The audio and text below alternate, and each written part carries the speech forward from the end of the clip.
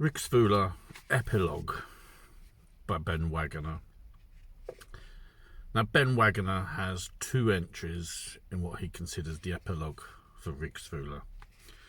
The first one is a Latin rendering of the now lost Skjoldunga saga, which is an English translation by Thomas de Mayo. I'm not going to read that out. Interestingly, his other entry is by Snorri Sturluson from his Heinz Kringla, which gets a lot of mention on a lot of YouTubers and that. And that's quite interesting. I am just going to read through the translation of that and then sort of give my thanks. So it says, Digvi's mother was Drott, the daughter of King Dampa, the son of Rig, who was the first to be called king in the Norse language.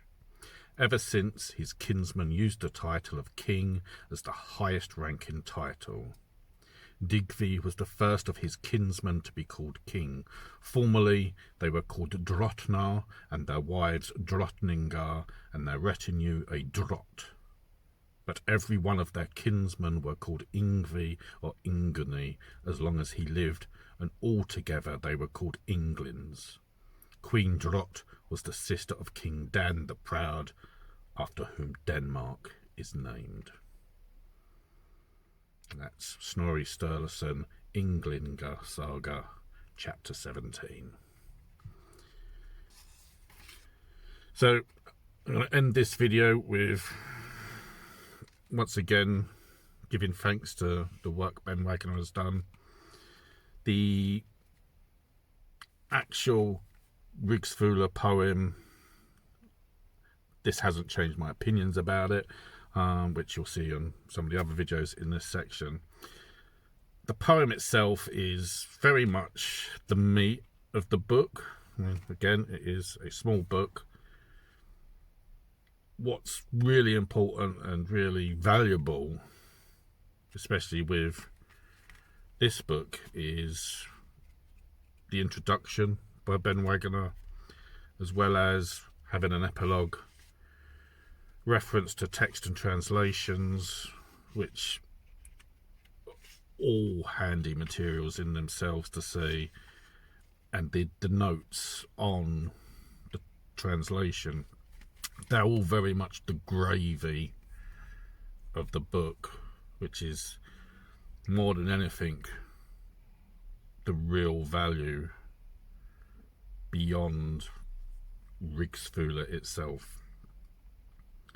And I think that's one of the things, as I am reading more translations of the old sources, the old texts, the actual poem itself and its translation isn't always as important as getting inside the minds of the authors of the work and seeing their notes and their comments on how they think, what has driven them to their translations.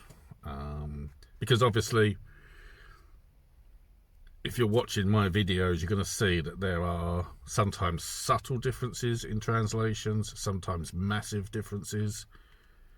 And obviously that leaves us as Norse pagans or people that may be just curious to wonder why there is such difference. And it's always going to be that mystery to the old sources.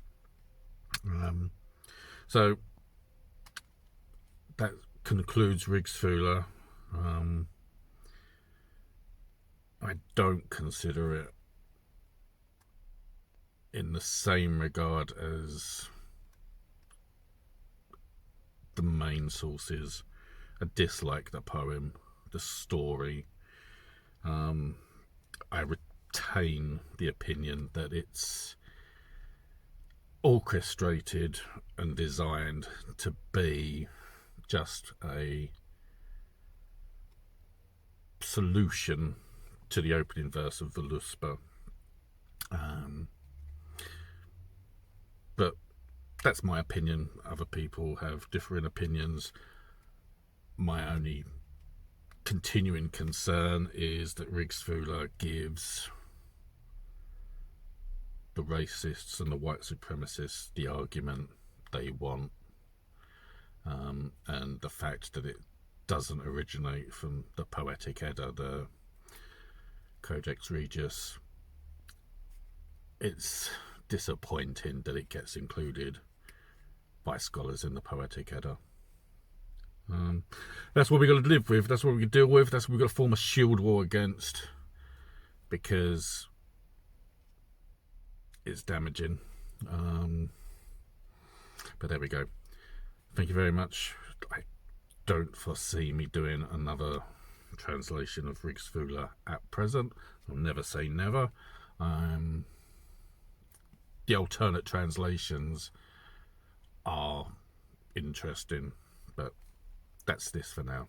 Cheers. See you soon. Bye.